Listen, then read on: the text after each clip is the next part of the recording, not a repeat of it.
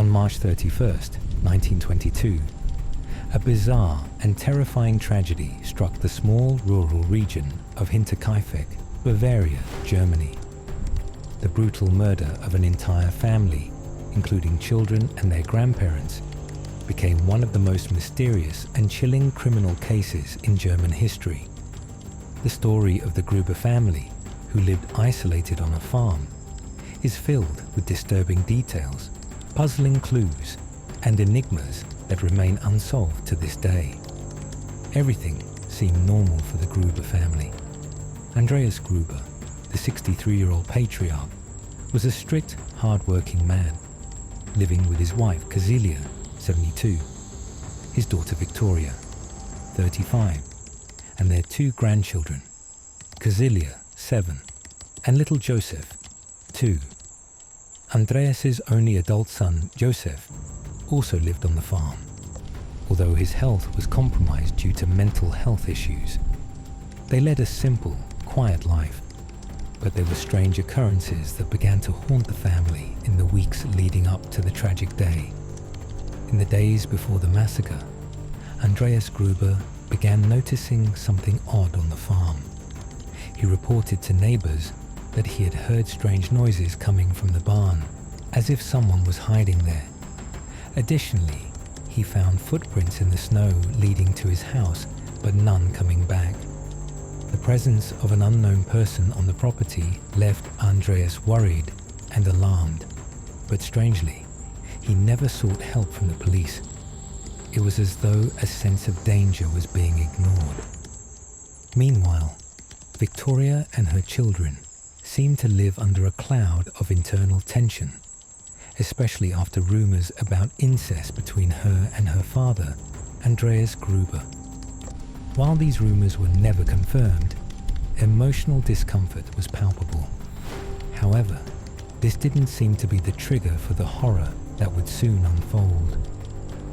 On the night of March 31st, 1922, the tragedy struck.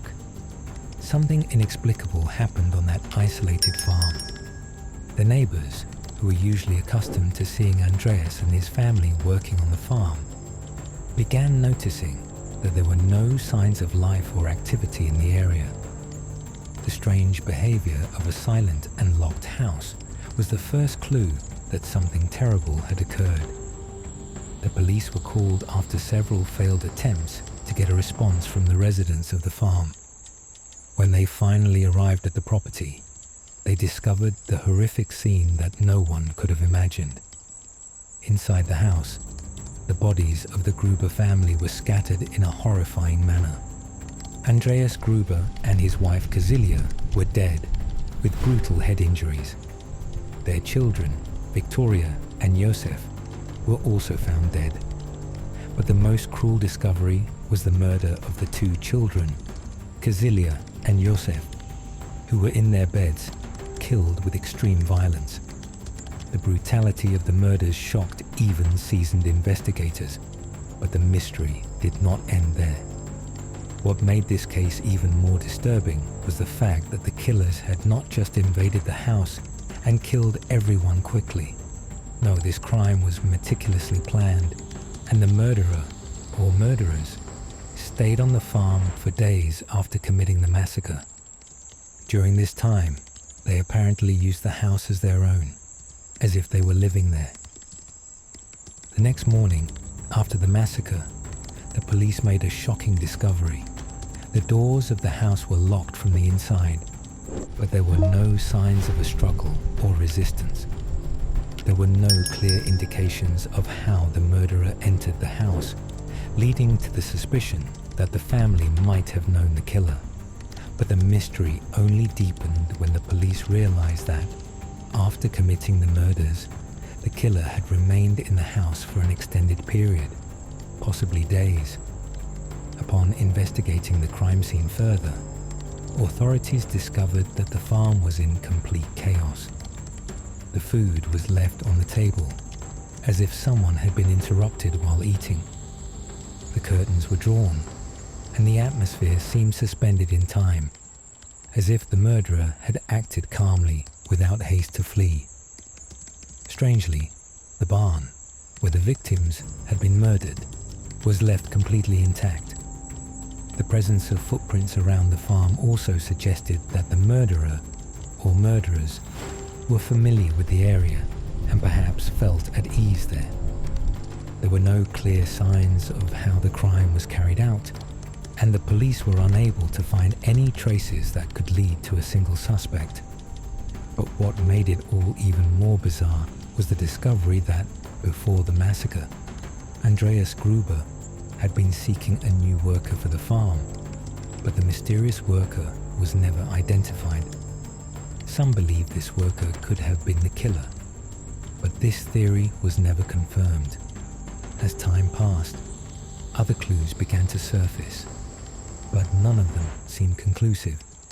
Some claimed to have heard strange sounds coming from the farm after the massacre, as if someone was still there, hiding in the barn or inside the house. But the main evidence of the mystery was that the murderer was never found. Investigators were faced with a dead end. Theories emerged, but the truth remained an enigma. The Hinterkaifeck farm soon became a place of legends, with many claiming to have seen ghostly figures and heard inexplicable noises at night. Some people swear they have seen the spirits of the Gruber family haunting the fields around the farm, as if the victim spirits are still trapped there. Others believe the killer was never found because he may still be nearby, waiting for the perfect moment to strike again. The Hinterkaifeck case remains one of the greatest unsolved mysteries in German criminal history, with countless theories but no conclusions. What happened on that farm remains unknown to this day, and while the story of the Gruber family is remembered, the Hinterkaifeck farm continues to symbolize what happens when evil hides in the shadows, patiently waiting to reveal its truth. The question that remains is, who killed the Gruber family and why? Could the killer have been someone who knew the family more intimately than we realize? Or perhaps he was there all along, watching, waiting until the perfect moment to act. The answer, perhaps, is a truth we may never know.